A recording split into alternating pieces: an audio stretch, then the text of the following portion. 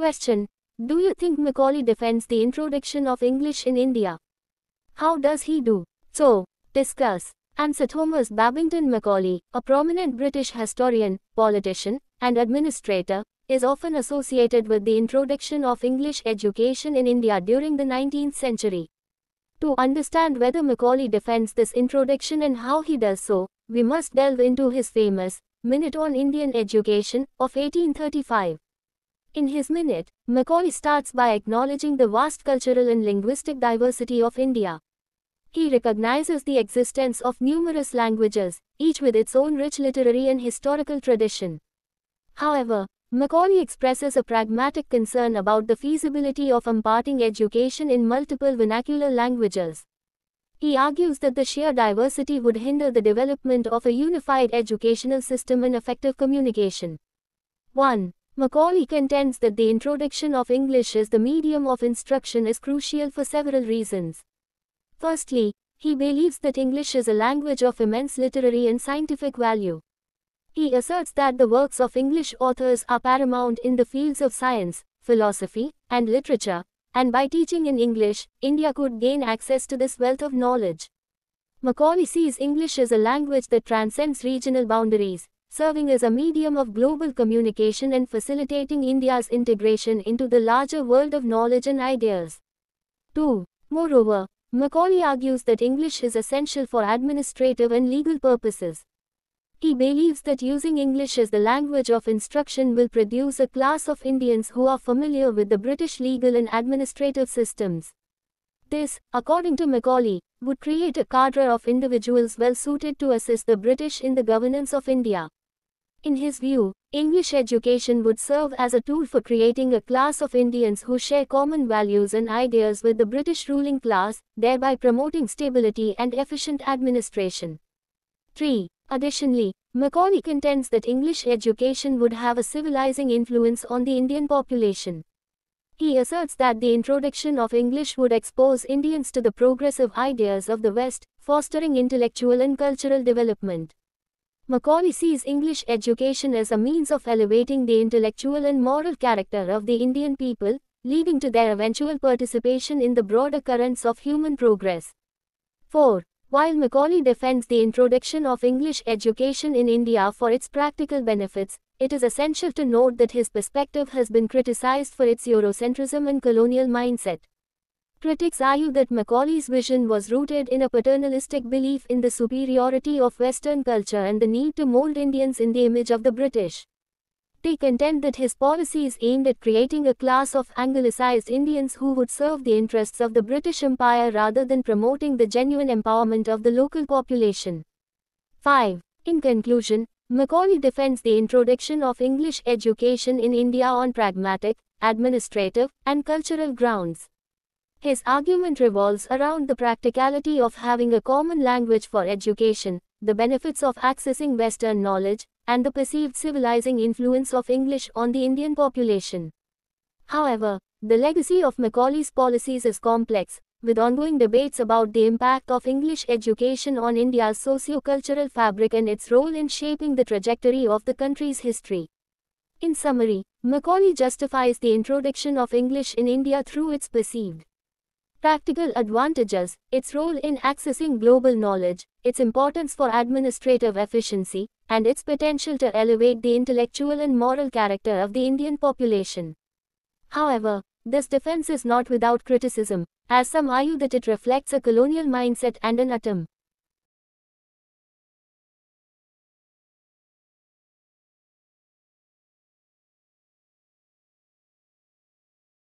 प्रश्न, क्या आपको लगता है कि मैकॉले भारत में अंग्रेजी की शुरुआत का बचाव करता है? वह कैसे करता है? इसलिए चर्चा करना। आंसर थॉमस बैबिंगटन मैकॉले, एक प्रमुख ब्रिटिश इतिहासकार, राजनेता और प्रशासक, अक्सर 19वीं शताब्दी के दौरान भारत में अंग्रेजी शिक्षा की शुरुआत से जुड़े होते हैं। ये समझने के लिए कि क्या मैकॉले इस परिचय का बचाव करता है और वह ऐसा कैसे करता है, हमें 1835 के अपने प्रसिद्ध मिनट भारतीय शिक्षा पर में तल्लीन करना चाहिए। अपने मिनट में मैकॉले ने भारत की विशाल सांस्कृतिक और भाषाई विविधता को स्वीकार करके शुरू किया। वह कई भाषाओं के अस्तित्व को पहचानता है, प्रत्येक अपनी समृद्ध साहित्यिक और ऐतिहासिक परंपरा के साथ।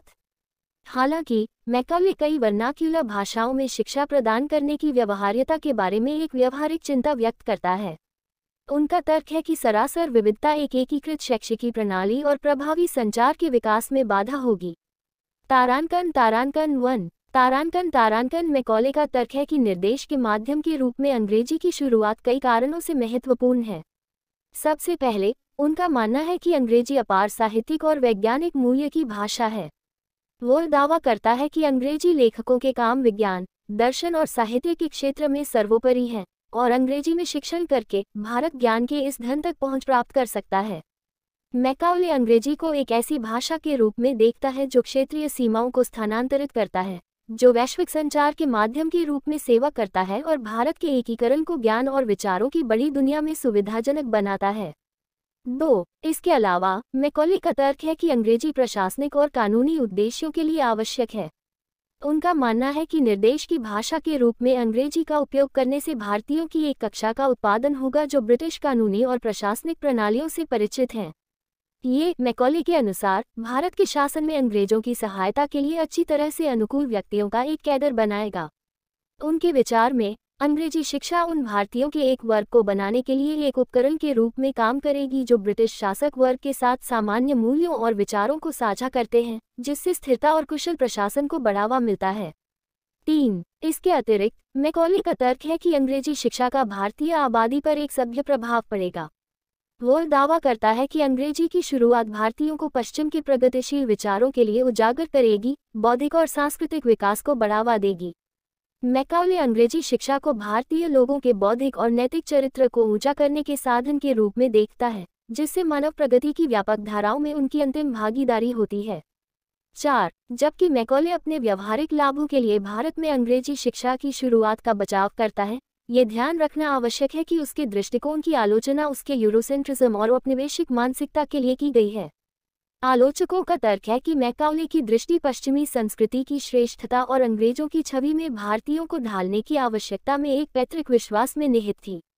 वे कहते हैं कि उनकी नीतियों का उद्देश्य एंग्लिकाइज्ड इंडियंस का एक वर्ग बनाना था, जो स्थानीय आबादी के वास्तविक सशक्तिकरण को बढ़ावा देने के बजाय ब्रिटिश साम्राज्य के हितों की सेवा करेंगे। 5. निष्कर्ष में मैकॉले ने भारत में अंग्रेजी शिक्षा की शुरुआत को व्यवहारिक, प्रशासनिक और सांस्कृतिक आधारों पर बचाव किया। उनका तर्क शिक्षा के लिए एक सामान्य भाषा, पश्चिमी ज्ञान तक पहुंचने के लाभों और भारतीय आबादी पर अंग्रेजी के कथित सभ्य प्रभाव की व्यवहारिकता के इर्द गिर्द घूमता है। हालांकि भारत के सामाजिक सांस्कृतिक कपड़े पर अंग्रेजी शिक्षा के प्रभाव के बारे में चल रही बहस और देश के इतिहास के प्रक्षेपवक्र को आकार देने में इसकी भूमिका के बारे में चल रही बहस के साथ मैकॉले की नीतियों की विरासत जटिल है। सारांश में मैकॉले अपने कथित व्यावहारिक लाभों के माध्यम से भारत में अंग्रेजी की शुरुआत को सही ठहराता है, वैश्विक ज्ञान तक पहुंचने में इसकी भूमिका, प्रशासनिक दक्षता के लिए इसका महत्व और भारतीय आबादी के बौद्धिक और नैतिक चरित्र को ऊंचा करने की क्षमता है। हालांकि ये रक्षा आलोचना के बिना नहीं है, क्योंकि कुछ तर्क देते हैं कि यह एक औपनिवेशिक मानसिकता और एक अटर्म को दर्शाता है। Question: Assess Toru Dutt's literary output in English with reference to either her translations or her poetry.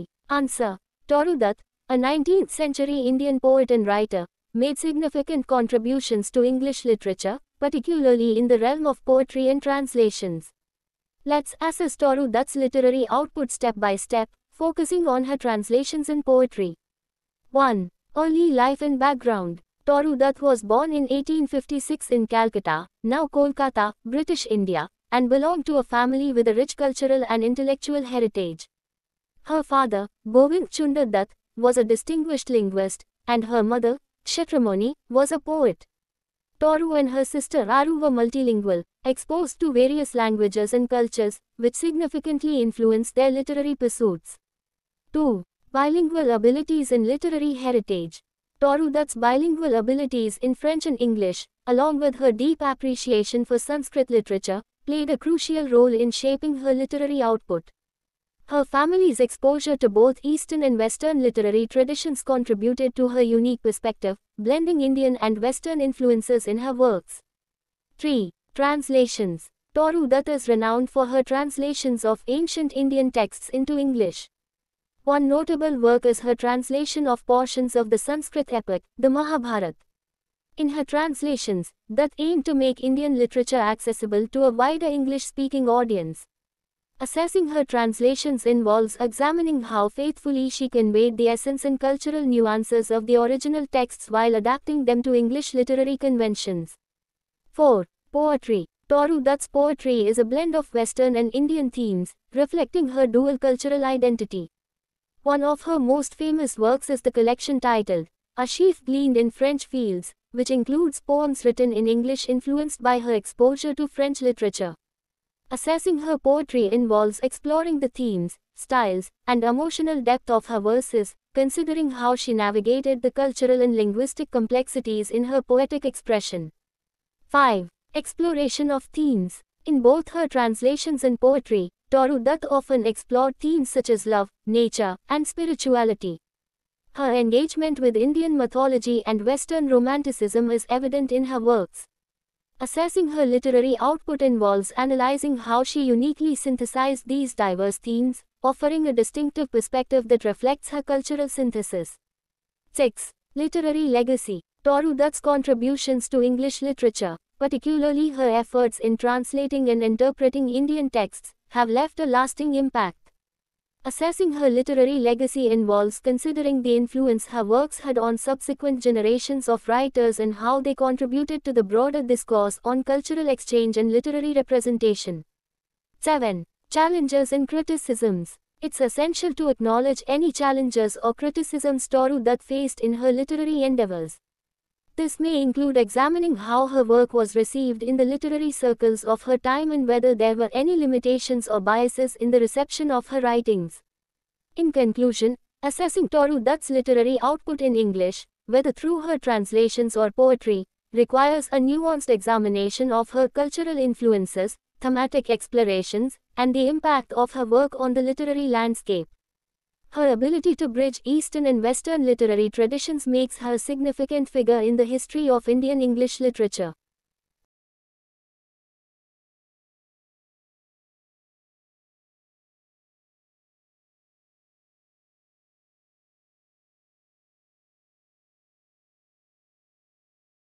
प्रश्न: टोरू दत्त के अनुवादों के संदर्भ में अंग्रेजी में उनके साहित्यिक उत्पादन का आकलन करें या उसकी कविता। उत्तर: 19वीं सदी के भारतीय कवि और लेखक टोरू दत्त ने अंग्रेजी साहित्य में, विशेषकर कविता और अनुवाद के क्षेत्र में महत्वपूर्ण योगदान दिया। आइए टोरू दत्त के अनुवाद और कविता पर ध्यान केंद्रित करते हुए उनके साहित्यिक उत्पादन का चरण दर चरण आकलन करें।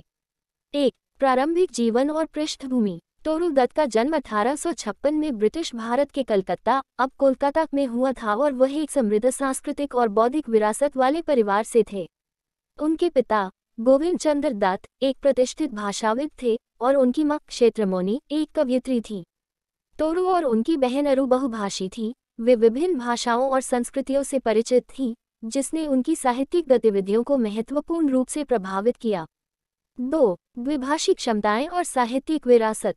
टोरू दत्त की फ्रेंच और अंग्रेजी में द्विभाषी क्षमताओं के साथ साथ संस्कृत साहित्य के प्रति उनकी गहरी सराहना ने उनके साहित्यिक उत्पादन को आकार देने में महत्वपूर्ण भूमिका निभाई। उनके परिवार के पूर्वी और पश्चिमी दोनों साहित्यिक परंपराओं के संपर्क ने उनके अद्वितीय दृष्टिकोण में योगदान दिया, जिससे उनके कार्यों में भारतीय और पश्चिमी प्रभावों का मिश्रण हुआ। 3. अनुवाद। टोरू दत्त प्राचीन भारतीय ग्रंथों के अंग्रेजी में अनुवाद के लिए प्रसिद्ध हैं। उनका एक उल्लेखनीय कार्य संस्कृत महाकाव्य महाभारत के कुछ हिस्सों का अनुवाद है। अपने अनुवादों में दत्त का लक्ष्य भारतीय साहित्य को व्यापक अंग्रेजी भाषी दर्शकों के लिए सुलभ बनाना था। उनके अनुवादों के मूल्यांकन में ये जांचना शामिल है कि उन्होंने मूल ग्रंथों को अंग्रेजी साहित्यिक सम्मेलनों में ढालते समय उनके सार और सांस्कृतिक बारीकियों को कितनी ईमानदारी से व्यक्त किया। 4. कविता। टोरू दत्त की कविता पश्चिमी और भारतीय विषयों का मिश्रण है, जो उनकी दोहरी सांस्कृतिक पहचान को दर्शाती है। उनकी सबसे प्रसिद्ध कृतियों में से एक ए शीफ ग्लीनड इन फ्रेंच फील्ड्स नामक संग्रह है, जिसमें फ्रांसीसी साहित्य के उनके अनुभव से प्रभावित होकर अंग्रेजी में लिखी गई कविताएं शामिल हैं।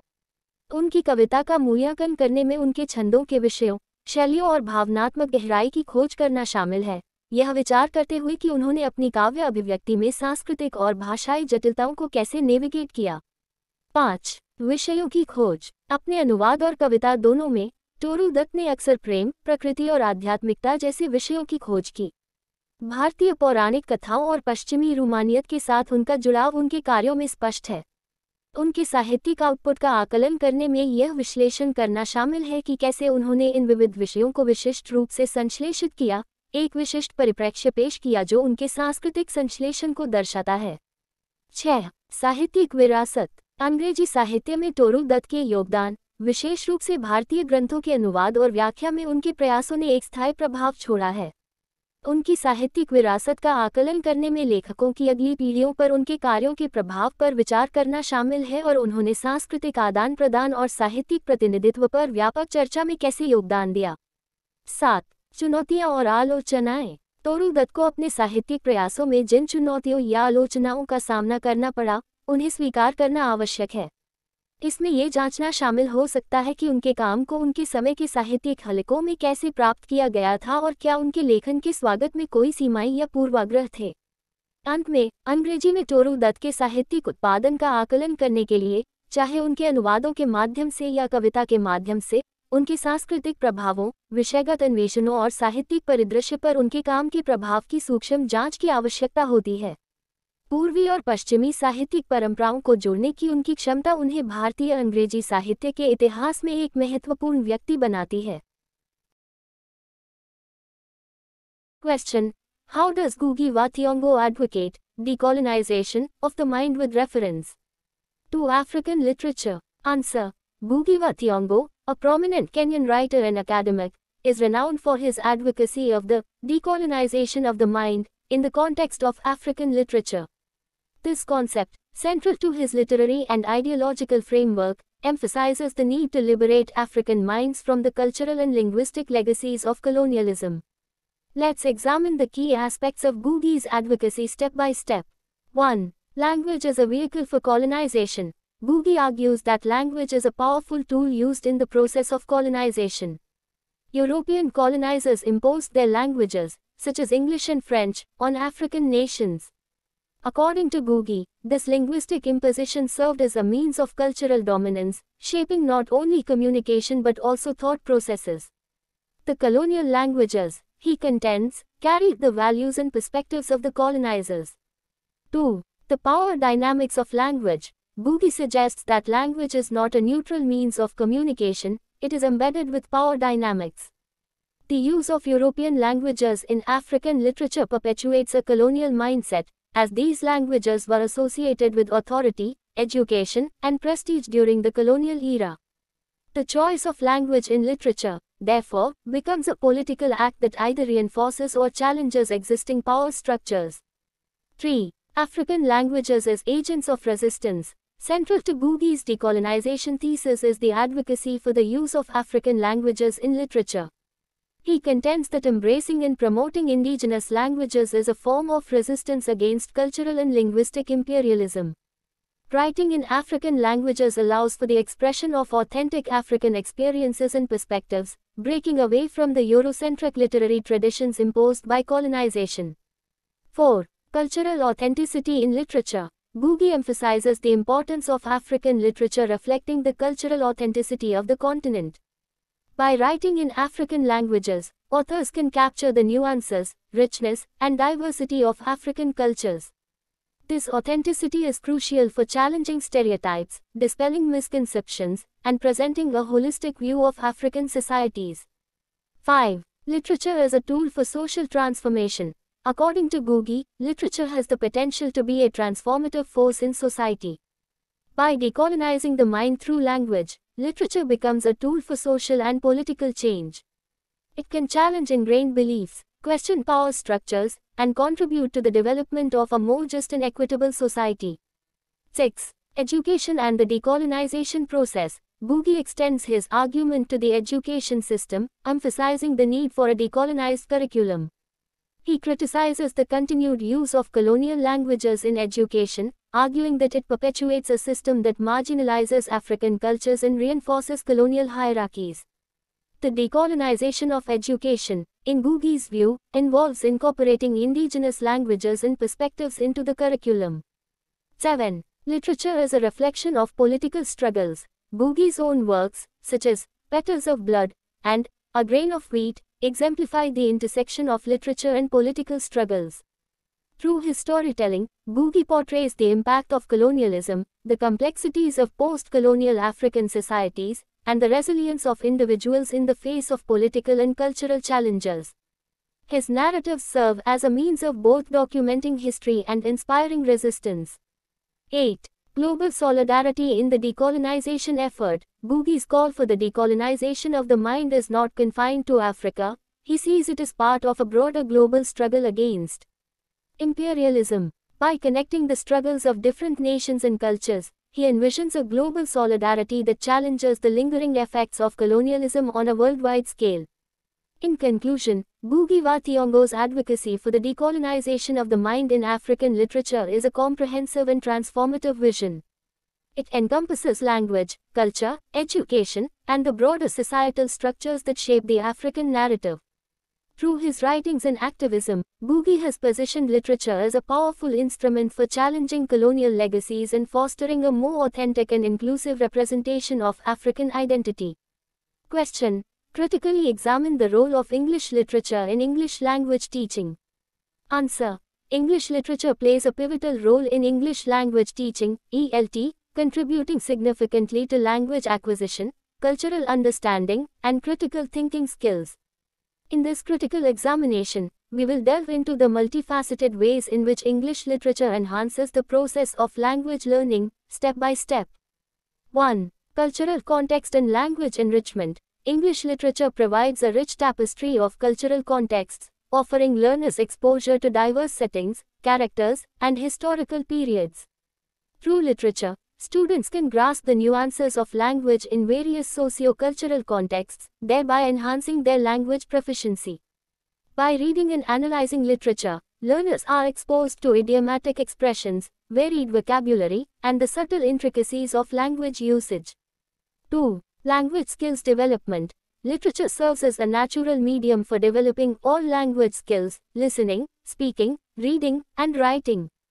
Students engage in discussions about literary works, practice reading comprehension, and hone their writing skills through essays and analyses. The dialogues, character interactions, and descriptive passages in literature provide authentic examples for language learners to emulate. 3. Motivation and engagement. Literature has the power to captivate and motivate learners. Engaging with well-crafted narratives, students are more likely to stay invested in the language learning process. The emotional connection to characters and stories serves as a powerful incentive for students to improve their language skills. When learners are motivated, the language acquisition process becomes more effective and enjoyable. 4. Critical thinking and analytical skills. The study of literature fosters critical thinking and analytical skills. Readers are encouraged to analyze characters' motivations, dissect plot structures, and interpret symbolism. These cognitive processes not only contribute to a deeper understanding of the literature itself but also enhance learners' ability to think critically and analyze language in various contexts. 4. Cultural sensitivity and global awareness. English literature exposes students to a wide array of cultures and perspectives. By exploring literature from different regions and time periods, learners develop cultural sensitivity and global awareness. This not only enriches their language skills but also promotes a deeper understanding of the cultural nuances embedded in language, preparing them for effective communication in a globalized world. 5. Language variation and style. Literature showcases the diverse ways language can be used. Different authors employ unique styles, dialects, and linguistic devices. Studying literature exposes learners to language variation and encourages them to adapt their language use based on context. This flexibility in language application is crucial for effective communication in real-world scenarios. 6. Enhanced vocabulary acquisition. Literature exposes learners to a wide range of vocabulary, including archaic and specialized terms. Through contextual understanding, students not only learn new words but also comprehend how these words are used in different contexts. This nuanced vocabulary acquisition contributes significantly to language proficiency. 7. Creativity and expression. English literature stimulates creativity and encourages self-expression. Students exposed to literary works are more likely to experiment with language, both in written and spoken form. Creative expression is vital in language learning, as it allows students to personalize their language use and develop a unique voice. 8. Literature is a mirror of society. Literature reflects societal values, norms, and challenges. Studying literature helps learners understand the social dynamics that shape language usage. This awareness is crucial for effective communication, as language is inseparable from the cultural and social contexts in which it evolves. 9. Interdisciplinary connections. English literature seamlessly integrates with other disciplines, fostering interdisciplinary connections. Whether exploring historical events, scientific advancements, or philosophical ideas embedded in literary works, students develop a holistic understanding of language in the broader context of human knowledge.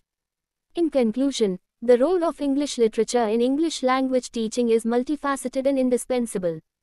It serves as a bridge between language acquisition and cultural understanding, fostering critical thinking, creativity, and global awareness.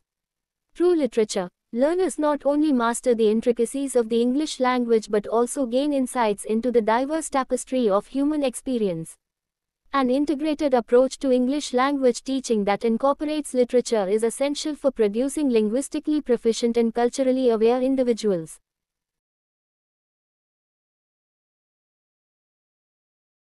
प्रश्न: नगुगी व थियोग्यो किस प्रकार संदर्भ सहित मन के उपनिवेशीकरण की वकालत करते हैं?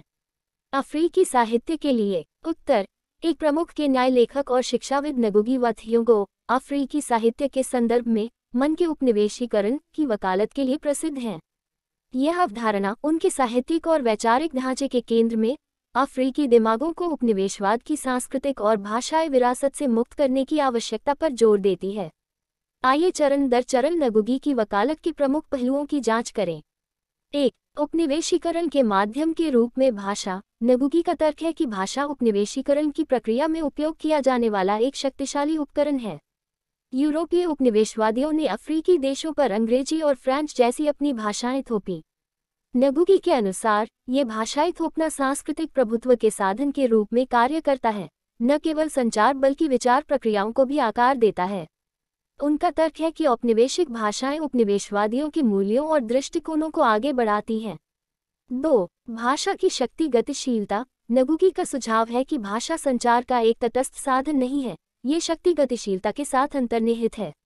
अफ्रीकी साहित्य में यूरोपीय भाषाओं का उपयोग औपनिवेशिक मानसिकता को कायम रखता है, क्योंकि औपनिवेशिक युग के दौरान ये भाषाएं अधिकार, शिक्षा और प्रतिष्ठा से जुड़ी थीं। इसलिए साहित्य में भाषा का चुनाव एक राजनीतिक कार्य बन जाता है जो या तो मौजूदा सत्ता संरचनाओं को मजबूत करता है या चुनौती देता है। 3. प्रतिरोध के एजेंट के रूप में अफ्रीकी भाषाएं। नगुगी की उपनिवेशवाद से मुक्ति की थीसिस का केंद्र साहित्य में अफ्रीकी भाषाओं के उपयोग की वकालत है। उनका तर्क है कि स्वदेशी भाषाओं को अपनाना और बढ़ावा देना सांस्कृतिक और भाषाई साम्राज्यवाद के खिलाफ प्रतिरोध का एक रूप है। अफ्रीकी भाषाओं में लेखन उपनिवेशवाद द्वारा थोपी गई यूरो केंद्रित साहित्यिक परंपराओं से अलग होकर प्रामाणिक अफ्रीकी अनुभवों और दृष्टिकोणों की अभिव्यक्ति की अनुमति देता है। 4. साहित्य में सांस्कृतिक प्रामाणिकता। नगुगी महाद्वीप की सांस्कृतिक प्रामाणिकता को दर्शाते हुए अफ्रीकी साहित्य के महत्व पर जोर देते हैं। अफ्रीकी भाषाओं में लिखकर लेखक अफ्रीकी संस्कृतियों की बारीकियों, समृद्धि और विविधता को पकड़ सकते हैं। ये प्रामाणिकता रूढ़िवादिता को चुनौती देने, गलतफहमियों को दूर करने और अफ्रीकी समाज का समग्र दृष्टिकोण प्रस्तुत करने के लिए महत्वपूर्ण है। 5. सामाजिक परिवर्तन के लिए एक उपकरण के रूप में साहित्य। नगुगी के अनुसार, साहित्य में समाज में परिवर्तनकारी शक्ति बनने की क्षमता है। भाषा के माध्यम से मन को उपनिवेश मुक्त करके साहित्य सामाजिक और राजनीतिक परिवर्तन का साधन बन जाता है। ये जड़ जमाई गई मान्यताओं को चुनौती दे सकता है, सत्ता संरचनाओं पर सवाल उठा सकता है और एक अधिक न्यायपूर्ण और न्यायसंगत समाज के विकास में योगदान दे सकता है। 6. शिक्षा और उपनिवेशीकरण प्रक्रिया। नगुगी ने उपनिवेशवाद विमुक्त पाठ्यक्रम की आवश्यकता पर बल देते हुए शिक्षा प्रणाली पर अपना तर्क बढ़ाया। वह शिक्षा में औपनिवेशिक भाषाओं के निरंतर उपयोग की आलोचना करते हुए तर्क देते हैं कि यह एक ऐसी प्रणाली को कायम रखती है जो अफ्रीकी संस्कृतियों को हाशिए पर रखती है और औपनिवेशिक पदानुक्रम को मजबूत करती है। नगुगी के विचार में शिक्षा के उपनिवेशीकरण में स्वदेशी भाषाओं और दृष्टिकोणों को पाठ्यक्रम में शामिल करना शामिल है। 7. राजनीतिक संघर्षों के प्रतिबिंब के रूप में साहित्य। नगुगी की अपनी रचनाएं जैसे पेटल्स ऑफ ब्लड और ए ग्रेन ऑफ व्हीट साहित्य और राजनीतिक संघर्षों के प्रतिच्छेदन का उदाहरण देती हैं। अपनी कहानी कहने के माध्यम से नगुगी उपनिवेशवाद के प्रभाव, उपनिवेशवाद के बाद के अफ्रीकी समाजों की जटिलताओं और राजनीतिक और सांस्कृतिक चुनौतियों के सामने व्यक्तियों के लचीलेपन को चित्रित करते हैं। उनके आख्यान इतिहास का दस्तावेजीकरण करने और प्रतिरोध को प्रेरित करने दोनों के साधन के रूप में काम करते हैं। 8. उपनिवेशवाद से मुक्ति के प्रयास में वैश्विक एकजुटता। मन के उपनिवेशीकरण से मुक्ति के लिए नगुगी का आह्वान अफ्रीका तक ही सीमित नहीं है, वह इसे साम्राज्यवाद के खिलाफ व्यापक वैश्विक संघर्ष के हिस्से के रूप में देखते हैं। विभिन्न राष्ट्रों और संस्कृतियों के संघर्षों को जोड़कर वह एक वैश्विक एकजुटता की कल्पना करते हैं जो विश्व स्तर पर उपनिवेशवाद के लंबे समय तक बने रहने वाले प्रभावों को चुनौती देती है। निष्कर्षतः अफ्रीकी साहित्य में मन के उपनिवेशीकरण की वकालत नगुगीवाथियों की एक व्यापक और परिवर्तनकारी दृष्टि है। इसमें भाषा, संस्कृति, शिक्षा और व्यापक सामाजिक संरचनाएं शामिल हैं जो अफ्रीकी कथा को आकार देती हैं।